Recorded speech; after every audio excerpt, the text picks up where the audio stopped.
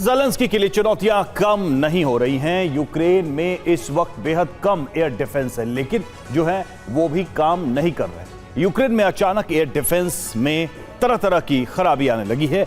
जांच के दौरान पता चला है कि एयर डिफेंस को जानबूझकर खराब किया गया है। इसके बाद यूक्रेन की सेना में बड़े पैमाने पर रूसी एजेंट होने का शक और पुख्ता हो गया है। ज़ेलेंस्की ने नए सिरे से सैनिकों की जांच के आदेश दिए। शनिवार को Tu-160 बॉम्बर रनवे पर आए, फिर उसके पीछे Tu-95 MS ने भी उड़ान भरी।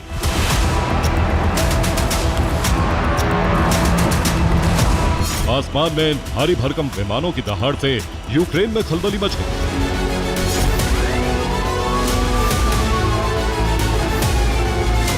यूक्रेन के कई शहरों में सायरन गूंजने लगे, लोग शेल्टर्स की तरफ भागने लगे।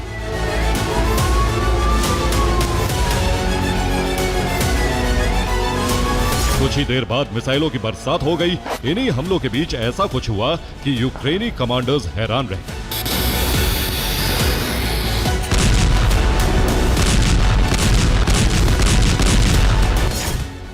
यूक्रेन में रडार ने काम करना बंद कर दिया। एयर डिफेंस से मिसाइलें लॉन्च नहीं हो रही थी। इंटरसेप्ट करने का पूरा सिस्टम काम नहीं कर रहा था।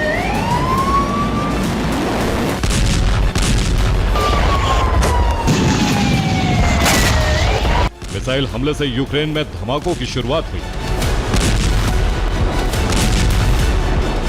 ओडेसा को रूस ने फिर से निशाना बनाया।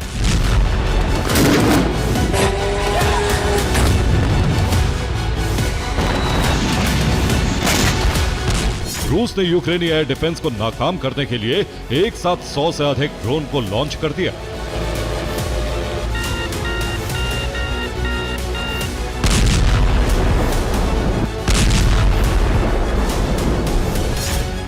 रूस के 5 शहरों में 120 से अधिक ड्रोन लॉन्च किए गए ताकि यूक्रेन का आसमानी कवच पूरी तरह से नाकाम हो सके।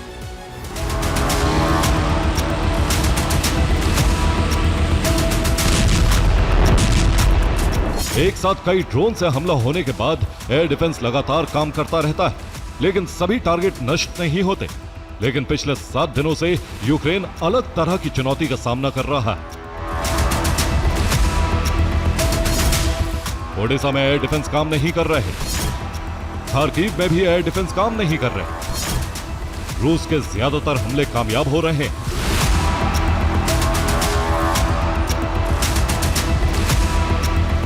यूक्रेन की सेना के इंजीनियर्स ने जब एयर डिफेंस की जांच की तो पता चला कि एयर डिफेंस को किसी ने जानबूझकर खराब कर दिया है। इस जानकारी के सामने आने के बाद यूक्रेनी फौज में खलबली मच गई।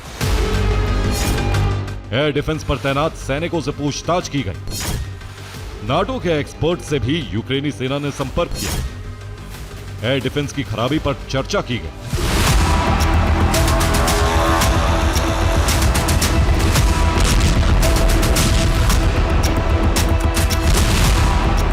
सात दिनों से चल रही जांच के बाद यूक्रेनी सेना को पता चला है कि सेना के भीतर ही रूसी एजेंट मौजूद हो सकते हैं, क्योंकि सेना की मूवमेंट को लेकर भी कई जानकारी लीक होने का शक है। यूक्रेनी खुफिया एजेंसी अब कई सैनिकों को लेकर जांच कर रही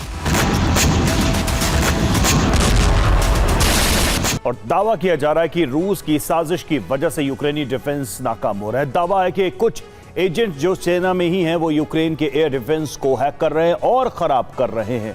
यूक्रेन के कई रडार काम नहीं कर रहे हैं, जिसकी वजह से एयर डिफेंस से समय पर मिसाइल फायर नहीं हो रही। एयर डिफेंस में मिसाइल सेंसर में खराबी देखी गई। दावा किया जा रहा है कि सेना में रूसी एजेंट्स शामिल हैं जो यूक्रेन का प्लान लीक कर रहे हैं। सैनिकों के मूवमेंट की जानकारी भी रूस तक पहुंचा रहे हैं, इसलिए रूस के एजेंट अब यूक्रेन के लिए बड़ा खतरा बन गए।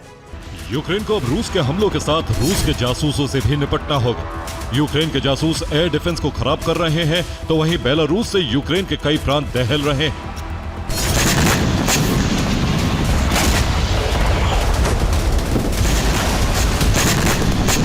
रूस की सेना यूक्रेन में इंफ्रास्ट्रक्चर को निशाना बनाने के साथ ही अब यूक्रेनी हथियार गोदाम को टारगेट कर रही है।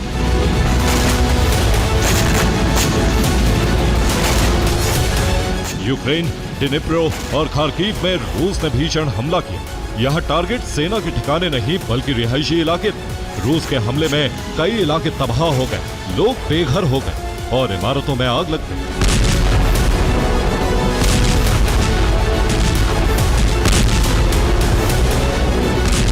रूस का मकसद यूक्रेन में मौजूद अमेरिकी और यूरोपीय हथियारों को नष्ट करना है।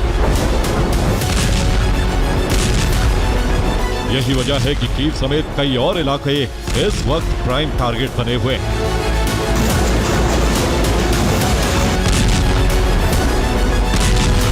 खार्किव को लेकर रूस में बौखलाहट बढ़ती जा रही। लगातार हमलों के बावजूद रूस को कामयाबी नहीं मिली, तो अब घातक मिसाइल और बम से खार्किव को वीरान बनाने की कोशिश हो रही।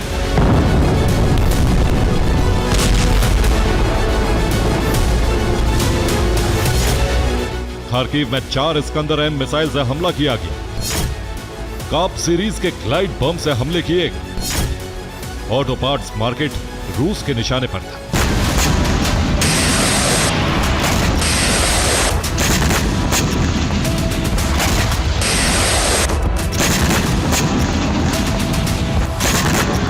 इन हमलों के बीच रूस की नई प्लानिंग को लेकर भी रिपोर्ट आई।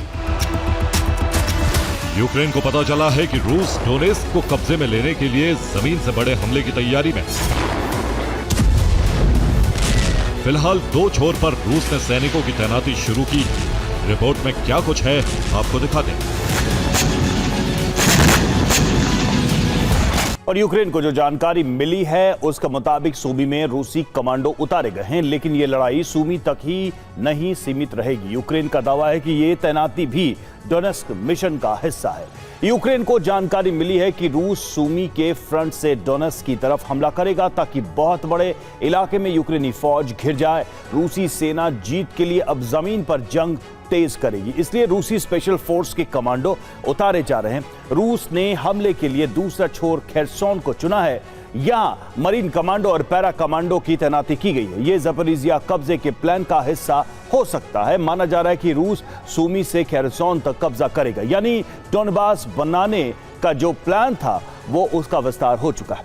इन दोनों जगहों पर स्पेशल फोर्स हमला करेगी।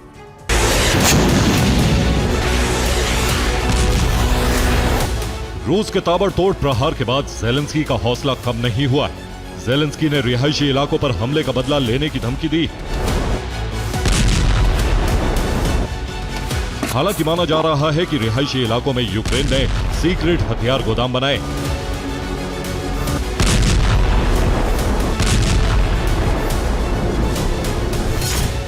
हथियार नष्ट करने के लिए रिहायशी इमारतों पर हमले हो रहे हैं। रूस की कोशिश है कि यूक्रेन के हथियारों का स्टॉक खत्म कर दिया जाए। यूरोप के हथियारों को खत्म करने का टारगेट भी रखा गया है। फिलहाल यूक्रेन के पास ड्रोन का इतना स्टॉक है कि यूक्रेन दूसरे देशों से ड्रोन की डील कर रहा है। ज़ेलेंस्की अब रूस से इंतकाम की योजना बना रहे हैं और माना जा रहा है कि रूस की कुछ और रिफाइनरी और गैस स्टेशन यूक्रेन का निशाना बनने वाली। Bureau report, TV9 Bharatvarsh.